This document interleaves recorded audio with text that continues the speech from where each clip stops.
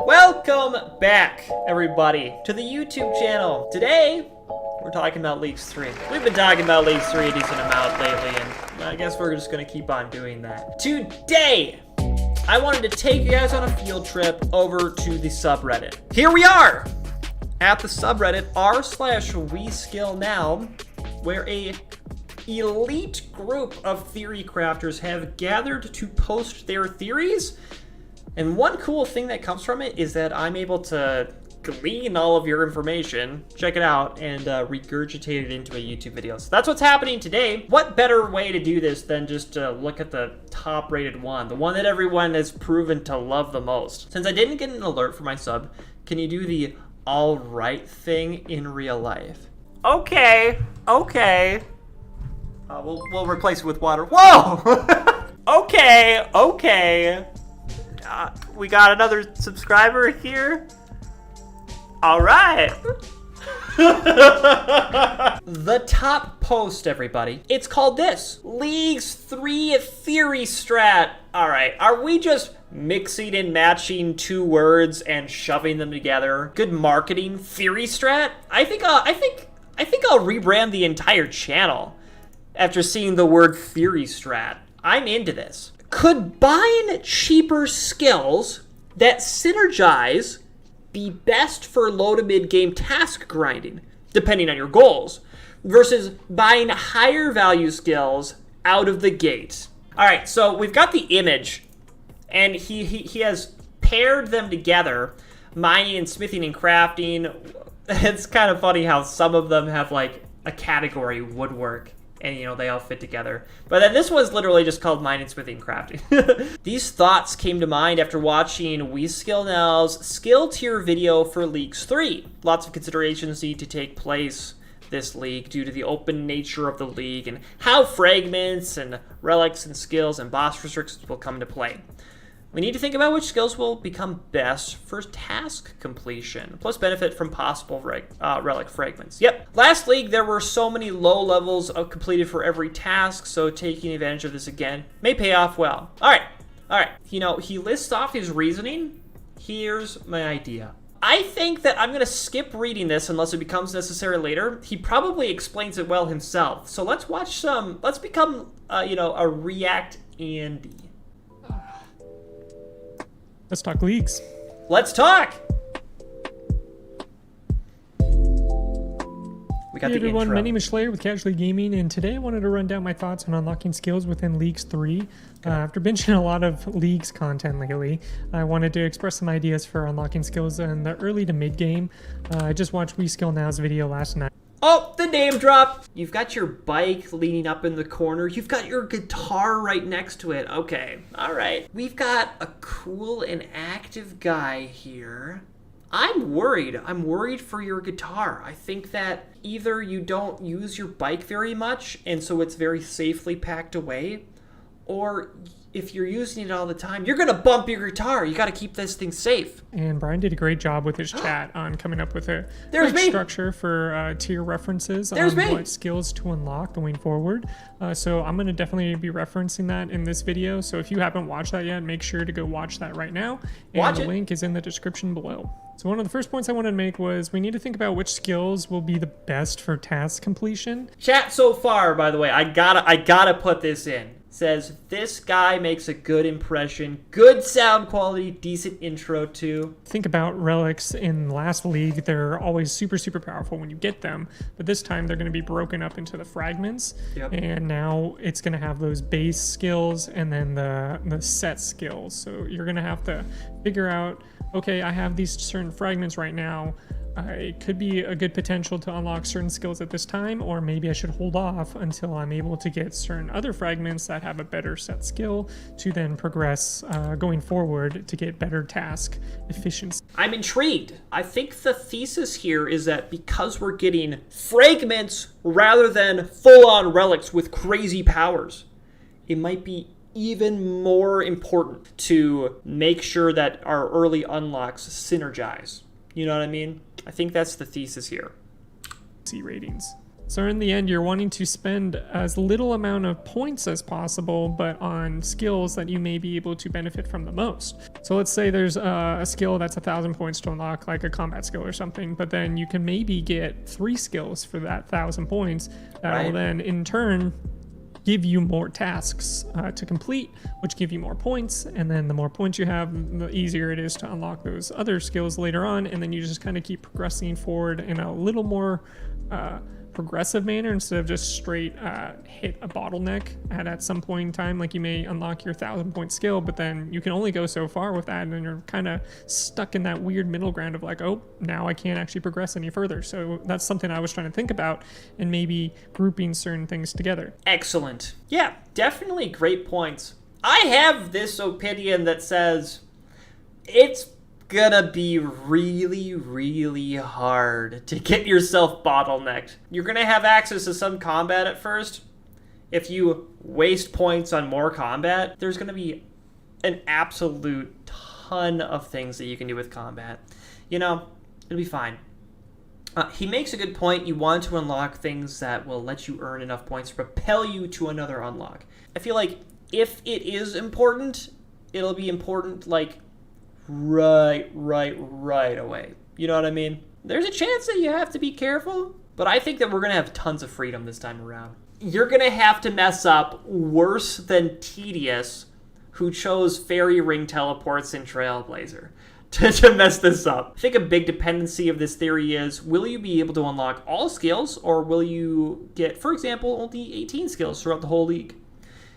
I agree, DL. I think that from what we've been told so far, and not everything necessarily has been finalized for this, but from what we've heard so far, it really feels like you're going to easily get every single skill. So when Brian and the chat were going over all the different skills and placing them in S, A, B, C, and D tier, they were thinking about, okay, how useful are these skills in like general, in like overall beginning, mid game, maybe some of it was a little late game, but it was more just about beginning and mid. But at the same time, the ones that they may be thinking of value per se, because skills are going to be ranked and priced based on how valuable they are in mid game or in main game, I mean. So it'll be interesting to see if a lot of the compacted smaller skills, like in the C and D tiers, will be better than just buying in the higher tier, and that's what this whole chart is about. And usually I try to stay within the D and C tier as much as possible. There are some B and A's that kind of flood in. If you choose bosses too soon, for example. Yeah, that would be an example of you bottlenecking yourself. Great point. Mining, because I mean, if it's cheap, it could be really good to get on before it becomes crowded. A lot of people will probably start mining a lot, as we saw in Twisted, and even some parts in the last league for Trailblazer. It was a little crowded at some spots, so if you can get on that pretty early, that'd be possibly pretty good. Moving on to wood. You can add in wood cutting, fletching, construction, fire making. All of those pertain to Wintertot. So if you wanted to go and grind out Wintertot early, you maybe have hit points still locked, because who knows if that's going to be unlocked right away. I doubt it will be. Yeah, and in case someone hasn't watched all of my content, unlocking these 4 skills, getting over to Wintertot, really interesting. You don't have to go there super soon, like a traditional Iron Man might want to, in order to take advantage of their low hit points. If we start with locked hit points, you're just going to stay 10 the whole time no matter what. Then again, all this might also go out the window if we end up unlocking a couple of fragments that negate all Wintertot damage, like existed in Twisted League. It wasn't a good choice in Twisted League, but since we have replaceable relics and fragments this time around, might as well take it. Might as well just use it. I might skip Wintertot this time and just use Temperos. Yes! Yes! Let's be Temperos, boys! So woodcutting and all those skills, woodcutting, fletching, construction, and fire making, all mixed together pretty well. I think that's a pretty good pairing to put together. There was a lot of good low-level tasks, and even some mid-level tasks that were pretty easy to grind out. Circle. And with the XP rates, they're going to probably be at least 5 times to start off with. Because the point of this thesis is talking about early game and avoiding bottlenecks. Call this circle the Wintertot circle. I think it's like the early path build that you're going for if you unlock those 4 early on. they're going to be pretty easy to level up. So next is going into potions. That's just going to include Herblore, Farming, and Hunter potentially. And just hear me out on that one. Herblore will just be good for pots. You can get good bossing gear pretty early and then just kind of start. I think I already get you. I am looking forward to hearing what you say about odd pairings. How the heck does agility go into this? Is it you train agility so that you can do Arceus library faster? Saving up for that. It had a lot of tasks related for it in Trailblazer, so that actually was pretty cool. Farming is a good one to pair with that because that was consistent farm runs. I was just getting tons of herbs, and so I think that one will be good to pair with if you are doing a partial combat related Slayer kind of tasking, because I mean that's really the only way you're gonna be getting a lot of herb seeds. So that's a good one to kind of combo into. And then think about Hunter potentially, because it's a more of a longer game kind of grind to get to Herbivore. But if you wanted to get that pet, or if you enjoy doing Herbivore, then maybe that's something you can consider and you'll be getting more herbs from that. I found out that I don't enjoy Herbivore. I thought that I would. I've gotten 99 Hunter before in RS2 exclusively through Chinchompas, so that's me. I did that. I just haven't been able to find the same desire, the same grind to get the Hunter Cape done in old school RuneScape. You know, it was during my initial Hunter grind in RS2 that I was sitting at my computer one day and my father came up to me and he said, "When are you gonna be done?" Oh no! This was like 10 years ago. Still playing the game? Whatever, back to the video. And then it'll just kind of funnel into that. So I think that's a pretty good option as well. Going into food. Food is a more simple one. It's just going to be like fishing and cooking. If you wanted to do some AFK skills or something that just isn't too time consuming or possibly really, really quick. If you did carambolons or whatever they're called again, that was OP as heck. Especially even cooking, you can just like whatever, two or three tick cook, and then it's just like super quick. One tick. And you're able to do that if you wanted to get the arthritis. It's up to you. But those ones are a good pairing, especially at lower levels. They're probably going to be pretty cheap overall. So I think that'll be a good option to weigh in there. And then I decided to throw in a bonus option because I didn't feel like 4 was enough. The 5th one's the odd pairing, and I decided it's a weird mix. Because it includes rune crafting, which I guarantee nobody will want to unlock. It also includes magic and agility. So the idea for this one is you just rank up some rune crafting pretty easily, get up to some nature runes, grind out a lot of nature runes, get the magic level up to do high alking, and then you go into agility, and then you just high alk the whole time you do agility. Oh, okay. Alking during agility training. What does an Iron Man do to produce a whole bunch of alks?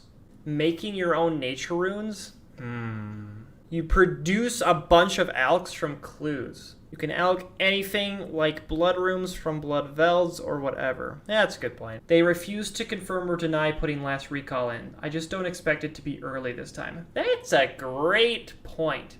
Maybe it's just not early.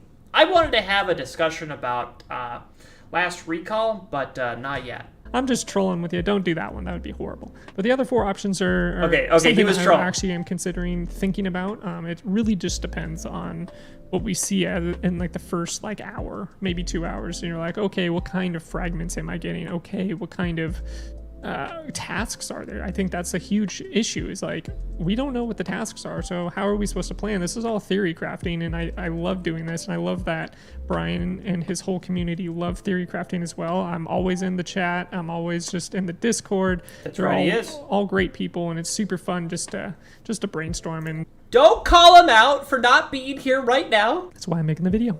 Hopefully you guys like these ideas. If you do like some of these ideas and maybe you're considering one now, maybe leave a comment down below. Maybe think about some other ideas possibly. The ones I left out were of course combat related and like a lot of the higher S and A tier kind of stuff, because we all know those are going to be good tasks and good points per hour. Definitely join the WeSkill Now Discord. It's super fun in there. Go check out his stream all the time, because we're always talking about theory crafting on there with leagues and other RuneScape funness. So it's always a good time there. And My Onyx drop is in this video. And we'll see you in the next video. Hopefully another theory crafting video. Peace. Let's go! Casually Gaming, here he is, 36 subscribers. How do we pump this up? Wait, what? No. Subscribe! Here we go. Here we go. Drop that guy a Twitch follow. Oh, good call. There's a Twitch button right here. If you need a follow tutorial, here it is. Boop.